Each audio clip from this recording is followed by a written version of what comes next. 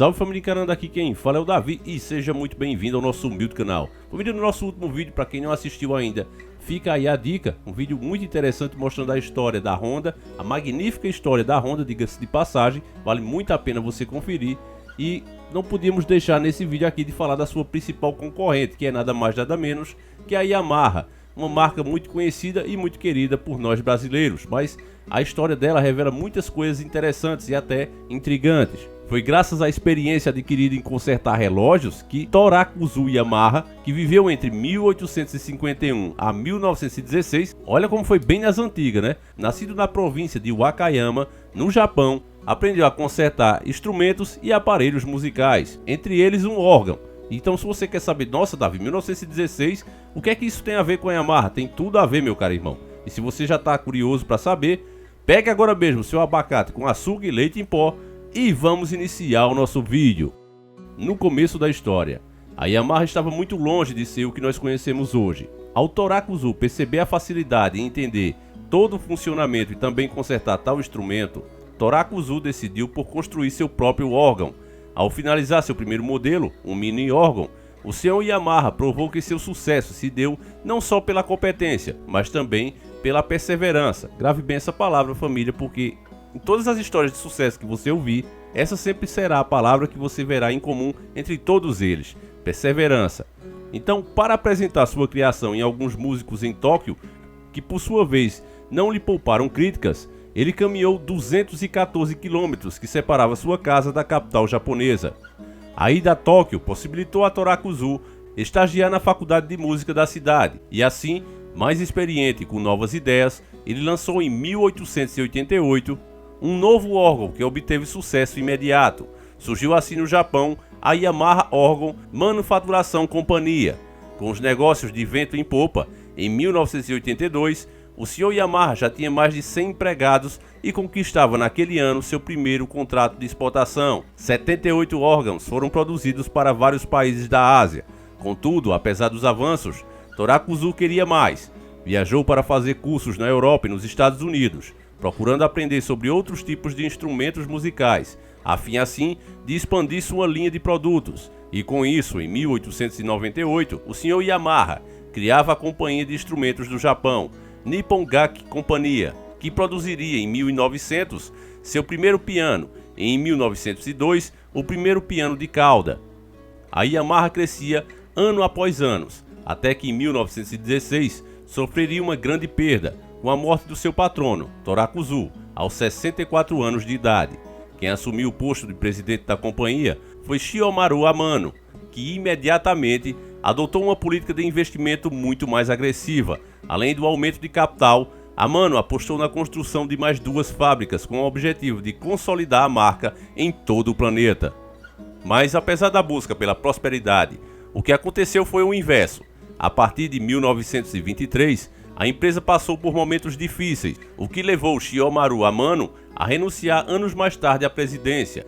Kaiichi Kawakami, que viveu entre 1883 a 1950, foi o seu sucessor e salvaria a Yamaha da falência. Ele não só colocaria as contas de Nippon Gaki em dia, como também aumentaria sua linha de produtos, passando a atuar na área de manufatura de metais, fabricando assim hélice para aviões de combate durante a Segunda Treta Mundial. O crescimento acelerado voltaria a acontecer em 1948, graças a uma obrigatoriedade imposta pelo Ministério da Educação do Japão.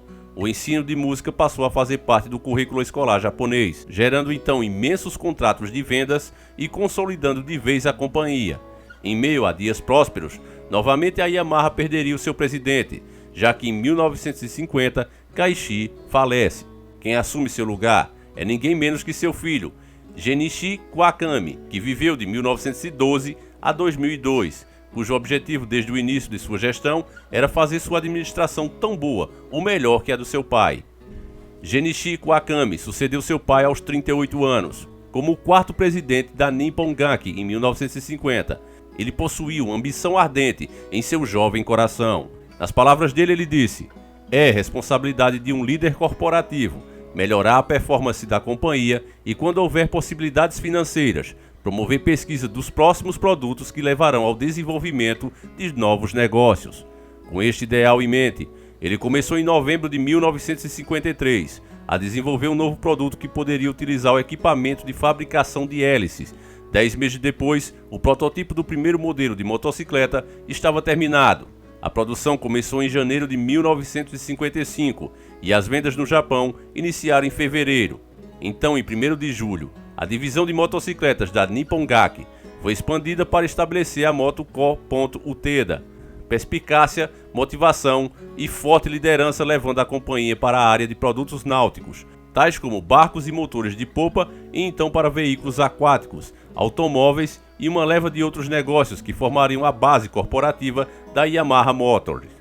Tudo começou com a motocicleta de 125 cilindradas, a IA-1, conhecida popularmente como Akatombo ou Libélula Vermelha. Foi a primeira motocicleta da companhia, símbolo de qualidade, do desenvolvimento e da originalidade que desde então identificam a marca Yamaha, tão amada por muitos brasileiros e pelo mundo todo. A Libélula IA-1, que deu início à história da Yamaha, naqueles primeiros dias com o mercado em ascensão, a Yamaha Motor teve a ideia de participar de corridas com a melhor estratégia, para mostrar claramente a superioridade do produto e alargar o reconhecimento da marca Yamaha. 10 dias após a fundação, em 1º de julho de 1955, a equipe Yamaha venceu a terceira corrida de subida do Monte Fuji e varreu os primeiros lugares nas competições, que se sucederam até o ano seguinte no Japão. Quando passou a participar e destacar-se também em competições internacionais, tomando por base a sua experiência na produção de motocicletas, a Yamaha começou em 1960 a fabricar motores de polpa e não demorou para investir em novos setores como motores para automóveis, snowmobiles, motores para múltiplos usos, geradores, bomba de água, karts de corrida, carros de golfe, equipamentos para remoção de neve, motores a diesel e veículos off-road. A partir de então, ampliou a sua área de ação, até destacar-se como fabricante de vasta gama de produtos, desde artigos esportivos e de lazer até equipamentos industriais. O nome da marca Yamaha, usada pela Yamaha Motors, originou-se no nome de Torakuzu Yamaha, o fundador de sua companhia matriz. Nippon Gaki, atual Yamaha Corporation, Torakuzu Yamaha, nasceu em 1851, o terceiro filho de um astrônomo que serviu ao clã Kishu Tokugawa, numa era em que o Japão presenciava enormes reformas à medida que se transformava de um país feudal numa sociedade moderna. Agora chegou a parte que muitos fãs da Yamaha, principalmente aqueles que amam a XJ6, querem saber: a história dessa marca no Brasil. A Yamaha no Brasil. Em 1970, o Brasil comemorava o título de campeão da Copa do Mundo de Futebol, pela primeira vez transmitida pela televisão via satélite, e tinha acabado de ganhar outro prêmio, a primeira indústria de motocicleta do país, a Yamaha Motor do Brasil, IMDB. Para quem pensava que foi a Honda, tá aí a grande prova que a Yamaha chegou primeiro, hein, meus irmãos? Com as portas abertas para o mercado de motocicletas, o grupo japonês botou a mão na massa e decidiu que em 1971 que começaria pela importação e venda de motocicletas Yamaha, peças genuínas e prestação de serviços. Não foi só a cultura oriental que os japoneses trouxeram para o Brasil. Nessa época chegaram as primeiras motos de média cilindrada e as famosas 650 quatro tempos. Da terra do sol nascente veio também a garra de um povo empreendedor e obstinado, que queria a todo custo fazer a roda continuar a girar na potência máxima, também aqui no Brasil. Com a bagagem recheada de tecnologia e modernidade, não se tiveram dúvidas, a terra Brasil tinha tudo que os executivos japoneses procuravam para instalar a marca Yamaha na América do Sul. Apesar da crise do petróleo, em 1974, a Yamaha trabalhava a todo vapor em seu chão de fábrica na cidade de Guarulhos, em São Paulo. No ano seguinte, foi inaugurada a primeira indústria brasileira de motocicletas do país, em um local estrategicamente escolhido por estar às margens da rodovia Presidente Dutra, visando o acesso às principais capitais brasileiras. Inicia-se assim a produção da primeira motocicleta de 50 cilindradas industrializada no país, a RD50, logo afetuosamente chamada de Cinquentinha. Depois delas vieram a RD75 e a RX80. Em 1981, é constituída a Yamaha Administradora de Consórcios, SC Uteda, subsidiária da Yamaha Motor do Brasil.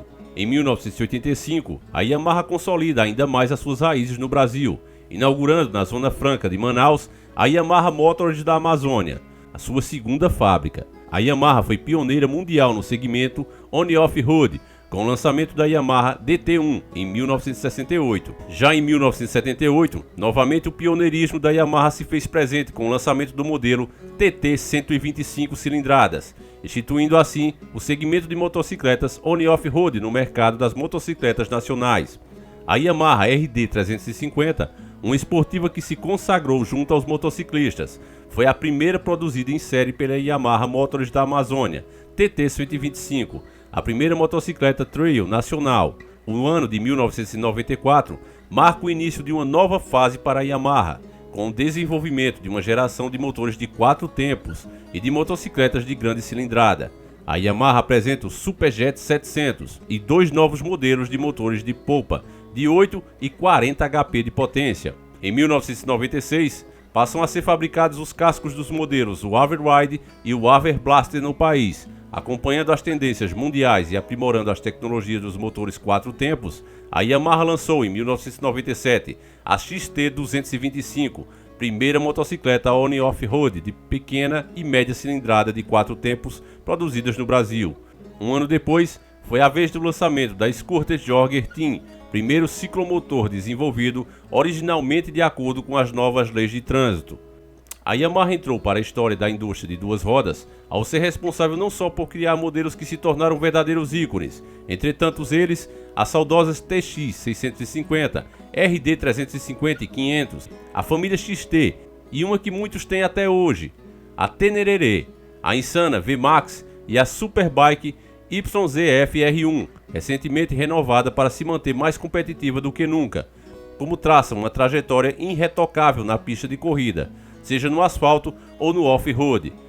Eu acredito que diante de uma história tão magnífica como a da Yamaha, muitos que gostavam de outras marcas de motos, com certeza vão pensar no mínimo com mais carinho.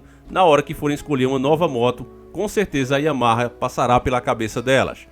Para colocar um pouco mais de lenha nessa fogueira da rivalidade entre a Yamaha e a Honda, eu pergunto a você, qual você prefere, meu caro irmão?